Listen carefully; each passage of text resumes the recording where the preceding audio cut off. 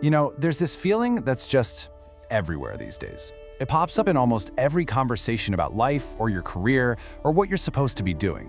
It's that feeling of being totally, completely lost. But what if? What if that feeling isn't really what it seems? Let's dig into that.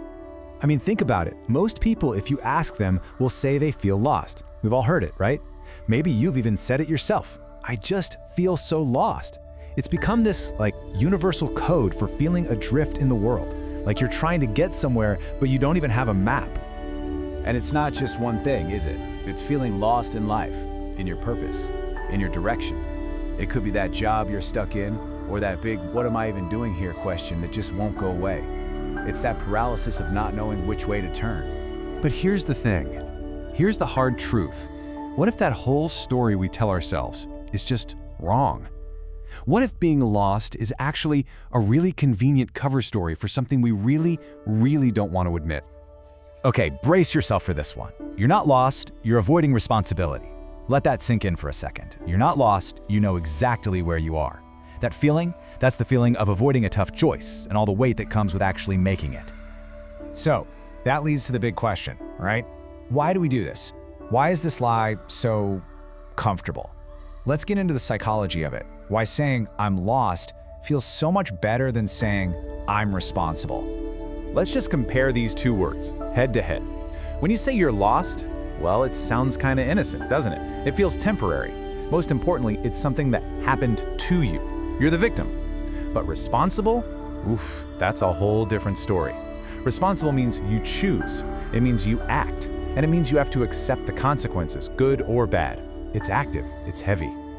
And our brains are so good at helping us keep this lie going. We come up with these fantastic excuses. You've heard them, maybe you've used them. I just need more clarity. Or I'm still figuring things out. The classic, I'm just waiting for the right time. They all sound so productive, right? Like you're on some grand journey of self-discovery. But really, they're just very clever ways of putting off the hard work. Because if we're being totally brutally honest with ourselves, you already know what needs to be done. You do. Deep down, you know the next step. It's just not being taken. The real problem isn't that you don't know, it's that you're not doing it. Okay, so what's the big deal?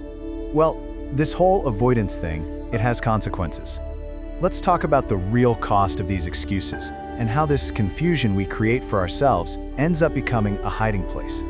Because here's the thing, the moment you take responsibility, all those excuses they just die.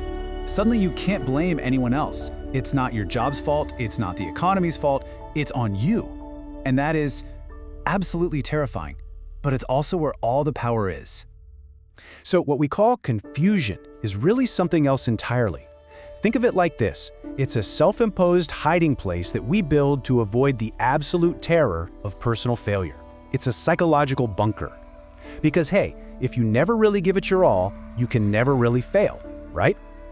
All right, so if confusion is the trap, how the heck do you get out? Well, this is where things get interesting, because the answer is the exact opposite of what we're always told. We have to put action before clarity. It's a completely counterintuitive path forward. See, we think we need to have it all figured out before we start. Nope, it doesn't work that way. Clarity is something you gain through action. First, you have to move, even without being certain. You just pick a path and go. Then you build your why, your purpose, by sticking with it through the action itself. And then finally, you gain clarity. It's a result of the process, not the starting line. There's a great quote from the philosopher Friedrich Nietzsche that just nails this idea. He said, "He who has a why to live can bear almost any how." That why is your rocket fuel. But here's the secret.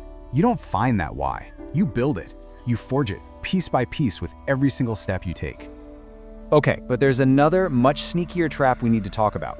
This is the one that keeps us stuck in place, and it's all about our ego. It's the danger of what could be, the potential trap. So let's look at the trade-off here. On one hand, you've got potential. Potential is safe. It's theoretical. It lets you hold on to that comforting image of, I could have been something great. But on the other hand, you have proof. And proof is brutal. It's reality. It means risking the possibility that you might just be ordinary.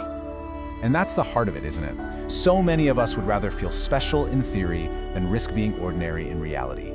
The fear of giving it our all and finding out we're just okay is so powerful that it's easier to just not try. We protect the fantasy of who we could be instead of building the reality of who we are. So where does all this lead? This is the most important part. If we can let go of that cozy lie about being lost and actually embrace the weight of responsibility, what's the reward? Well, it turns out to be the very thing we were looking for in the first place: meaning. The price of meaning is responsibility. We have this idea that meaning is something you find, right? Like you're on a treasure hunt. But what if that's all wrong? What if meaning isn't found, but carried? What if it comes from choosing something heavy and then making the decision not to drop it, no matter what? And what are these heavy things, these meaningful burdens? Well, it could be anything, really. It could be mastering a craft, fulfilling a duty to the people you love, sticking to a really hard discipline, or keeping a promise you made. That's the stuff that gives life weight and direction. You know, the great psychiatrist Viktor Frankl, who survived the Holocaust, he understood this on a level most of us can't even imagine. He said, life is not about what we expect from life, but what life expects from us. It completely flips the script. It's not about what you want, it's about what life is demanding from you. So that's really the question, isn't it? What is life asking of you right now? Not when you have more clarity, not when the time is right.